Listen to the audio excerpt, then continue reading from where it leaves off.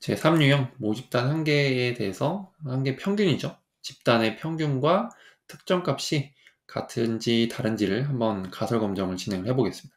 가설 검정 방법에는 이제 크게 두 가지인데요. 데이터가 정규성을 따를 때는 단일 표본 T 검정, 원샘플 T 테스트라고도 하고요. 정규성을 따르지 않으면 윌콕슨 부호 순위 검정을 씁니다. 근데 실제 빅분기 실기에서 이 밑에 비모수 검정까지 쓸지는 사실 아직은 문제가 많이 출제되지 않았기 때문에 모르지만 일단 제가 강의에는 넣어 놨습니다. 일단 기본적으로 이 정규성을 따른다는 가정하에 단일 표본 T 테스트가 조금 더 나올 가능성이 높고요. 넘어갈게요. 가설 검정 순서는 이제 첫 번째는 가설 설정을 하고요. 귀무 가설이랑 대립 가설을 설정을 하죠. 그리고 유의 수준을 설정을 합니다. 우리가 보통 이제 5%로 설정을 하는데 실제 문제에서 5%인지를 확인을 하셔야 돼요. 왜냐하면 유의 수준에 따라서 우리가 이제 유의 확률이라고 하는 p-value를 구할 건데 p-value랑 이제 유의 수준이랑 같이 비교를 해볼 거잖아요. 그래서 유의 수준보다 그러니까 p-value가 우리가 구한 p-value가 유의 수준보다 낮다고 하면은 우리가 대립 가설을 채택을 하고 p-value가 유의 수준보다 크다라고 하면은 귀무 가설을 채택하기로 했었죠. 그래서 유의 수준이 얼마인지를 꼭 확인을 하세요. 문제에서 5%로 주어졌는지 아니면 뭐 1%라든지 다른 퍼센트로도 주어질 수 있기 때문에 꼭 확인을 하세요. 세 번째는 사실은 데이터에 대해서 정규성 검정을 해야 되는데 현재 지금 실습 환경에 나와 있는 예시를 보면 그냥 특정 방법으로 풀어라 이렇게 나와 있거든요. 그게 어떻게 보면 더 좋은 거긴 해요. 이제 원래 분석하시는 분들은 데이터가 정규성을 따르는지 안 따르는지를 먼저 보고 그 다음에 원샘플 T 테스트를 할 거냐 아니면 윌콕슨 부호 순위 검정을 할 거냐를 선택을 해야 되는데 그게 아니라 그냥 다이렉트로 원샘플 T 테스트로 하세요. 아니면 뭐 투샘플 T 뭐 아니면 쌍체 T로 하세요라고 하면 사실 데이터에 대한 뭐 정규성이나 이런 거는 그냥 가정을 하고 진행을 하는 거거든요. 그래서 원래대로는 정규성 검정을 해야 되는데 현재 나와 있는 예시 문제상으로는 그렇게 안 되어 있기 때문에 요거는 같이 일단 알아두시고 지시가 나오는 대로 그러니까 문제에서 지시하는 대로 푸시면 될 것 같습니다. 네 번째는 이제 검정을 실시를 하죠. 그래서 통계량을 확인을 하고 p-value 값을 확인을 할 겁니다. 그래서 최종적으로 우리가 귀무 가설을 기각을 할 건지 채택을 할 건지를 결정을 해야 되는데 p-value랑 뭐랑 비교한다고 그랬죠? 유의 수준. p-value랑 유의 수준. p-value는 우리가 또 유의 확률이라고도 했습니다. 그래서 유의 확률이랑 유의 수준이랑 비교를 해서 p-value가 유의 수준, 즉 5%보다 작으면 귀무 가설을 기각하고 p-value가 유의 수준보다 크다라고 하면 우리가 귀무 가설을 채택하기로 했었죠. 네, 넘어갈게요. 데이터는 저희가 지금 실습 환경에 있는 MTCAS 데이터로 할 거예요. MTCAS 데이터가 1유형의 이제 실습 데이터로 나와 있긴 하거든요. 하지만 1유형 가셔서 3유형의 문제를 푸셔도 됩니다. 그냥 거기 가셔서 라이브러리 불러오셔가지고 3유형의 문제를 이제 제가 이제 예시 문제를 쭉 드릴 건데 그 문제를 실제 환경 가셔서 풀어보세요.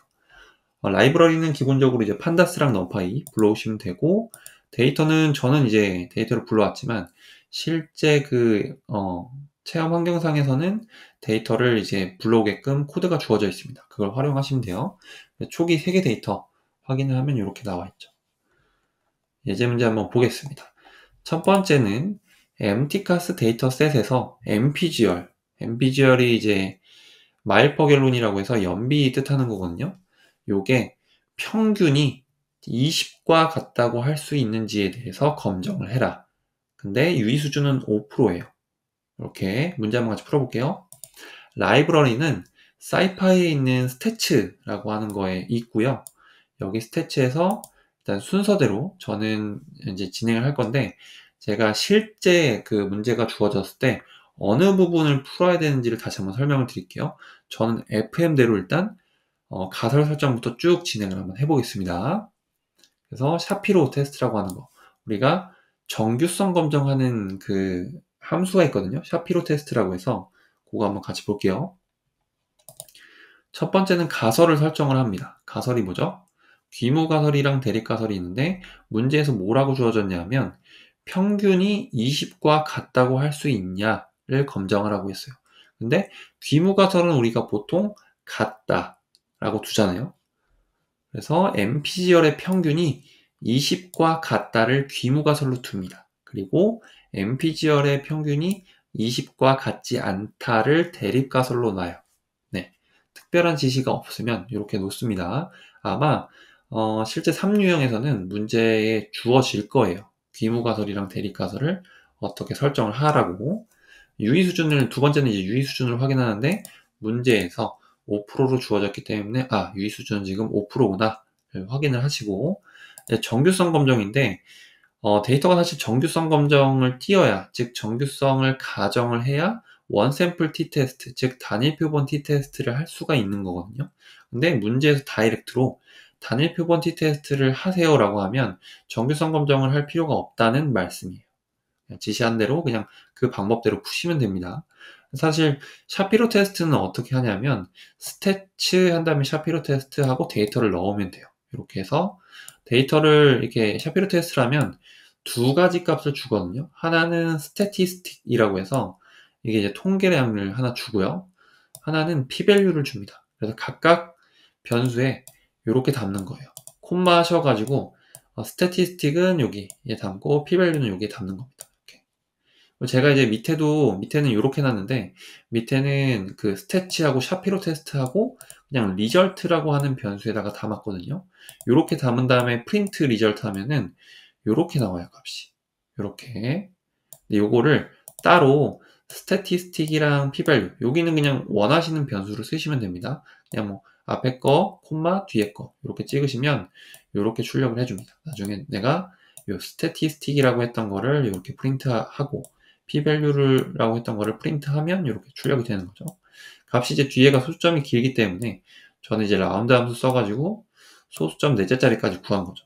이렇게 보시면 되고요. 정규성 검정에 이제 귀무가설은 정규분포를 따른다거든요. 정규분포를 따른다. 대립가설은 정규분포를 따르지 않는다.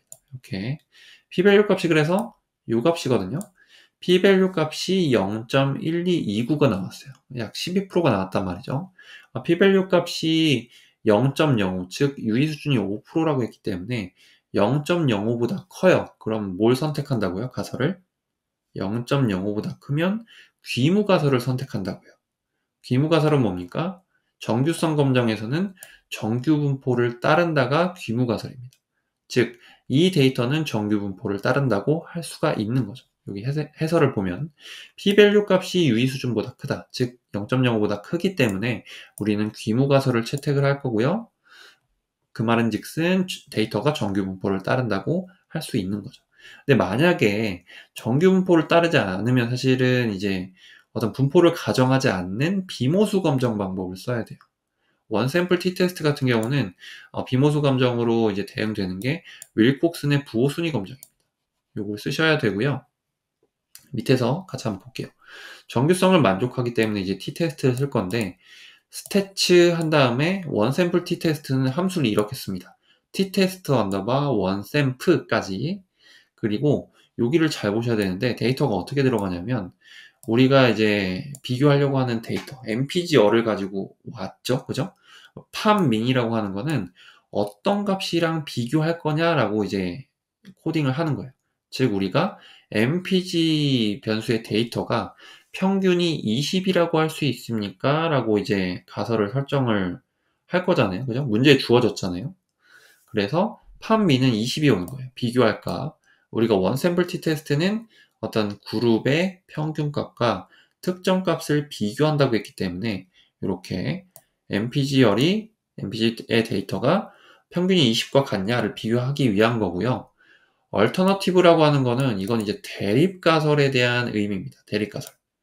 근데 우리가 별도로 뭔가 이제 20과 같다고 할 수 있냐? 대립가설을 20과 같다고 할 수 없다, 20과 같지 않다라고 했기 때문에 특정 방향이 주어진 게 아니거든요. 그렇기 때문에 투사이디드입니다. 즉 양측 검정을 한다는 의미예요. 근데 이게 없어도 디폴트 값으로 원래 양측 검정입니다. 이 test 언더바 one sample 요 함수 자체가 다른 것도 밑에 계속 나올 텐데 디폴트 값이 뭐냐면 그냥 two-sided 양측 검정이에요. 요거 단측 검정도 밑에서 같이 해보겠습니다. 그래서 요 뜻이 뭐냐면 얼터너티브는 대립가설이라고 했어요. H1이 즉 왼쪽 값은 이거예요. mpg의 데이터, mpg의 평균 값이 왼쪽 값이 오른쪽 값과 같지 않다. 즉 대립가설이죠. 우리가 대립가설 이렇게 세웠으니까요. 이렇게 이해하시면 되겠습니다. 그래서 데이터를 두 개 받는다고 했죠. 하나는 통계량 값, 하나는 p-value. 그걸 받아서 그냥 프린트 한 거예요. 이렇게 네, 되셨죠? 이렇게 프린트를 해보면 통계량 값은 요 값이 나오고요. p-value 값은 0.9328이 나왔어요. 어떻게 해석해야 되죠? p-value가 유의 수준 0.05보다 큽니다. 그럼 우리는 귀무가설 선택한다고 했어요. 채택한다고 했습니다. 요거는 이제 정규성을 만족하지 않을 때 윌콕슨 테스트 쓰는 건데요. 이제 비모수 검정까지 나중에 향후에는 나올 수도 있기 때문에 제가 같이 넣어놨습니다. 어쨌거나 나올 조금 확률이 큰 거는 위쪽에 있는 원샘플 t-테스트가 조금 더 나올 가능성이 큽니다. 같이 볼게요. 윌콕슨 함수에는 어떻게 들어가냐면 위에랑 조금 형식이 달라요. 이렇게 들어갑니다. 변수랑 20의 차이 요 값. 그래서 얼터너티브가 투사이디드. 요 대립가설에 대한 거라고 했죠. 이렇게 세우시면 되고요. 마찬가지로 요것도 두 가지 값을 받아요. 통계량 값과 p-value 값. 그러니까 이것도 동일하게 프린트 함수 치시면은 p-value 값이 이제 0.05보다 크죠. 마찬가지로 비무가설을 채택을 하게 됩니다. 근데 어쨌거나 지금 이 데이터는 정규성을 만족하기 때문에 이 t-테스트로 설명을 드릴게요. 결합값은 똑같긴 하지만 그래서 5번은 귀무가설 기각 여부를 이제 결정을 해야 되는데 p-value 값이 0.05보다 컸죠. 그렇기 때문에 귀무가설을 채택을 합니다. 즉 귀무가설이 뭐였죠?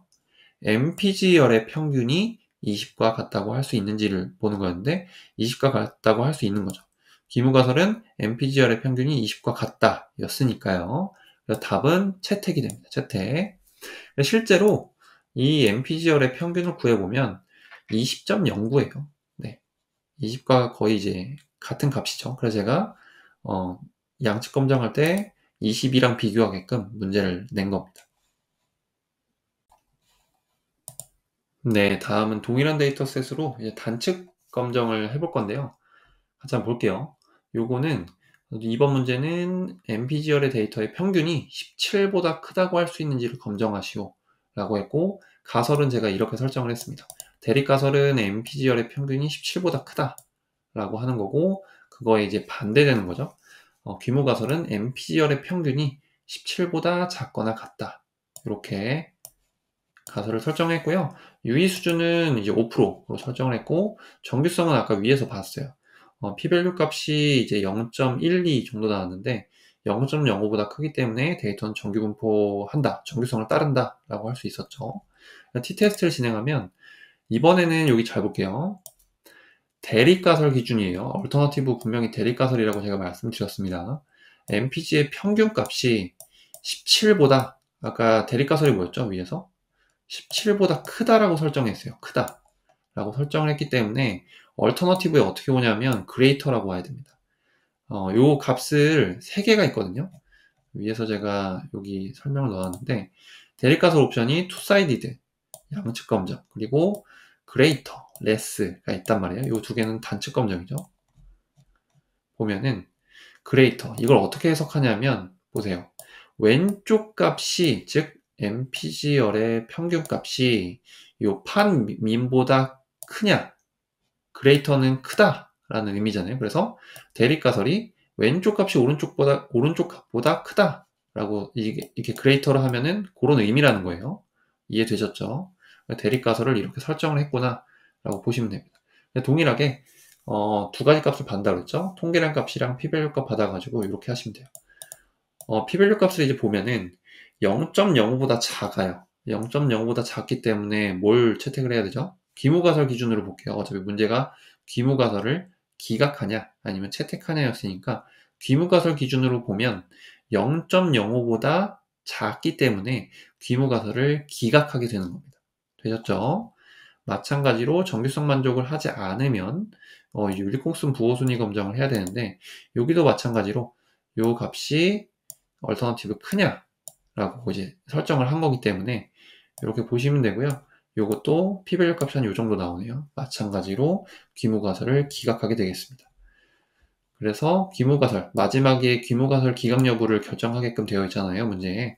p-밸류 값이 0.05보다 작기 때문에 귀무가설을 기각한다. 즉 대립가설을 채택하게 되겠죠. 문제는 답은 기각입니다. 기각, 귀무가설을 기각하기 때문에. 그럼 대립가설은 이제 해석을 해보면, 즉 MPGR의 평균이 17보다 크다고 할 수 있는 거죠. 이렇게 되셨죠?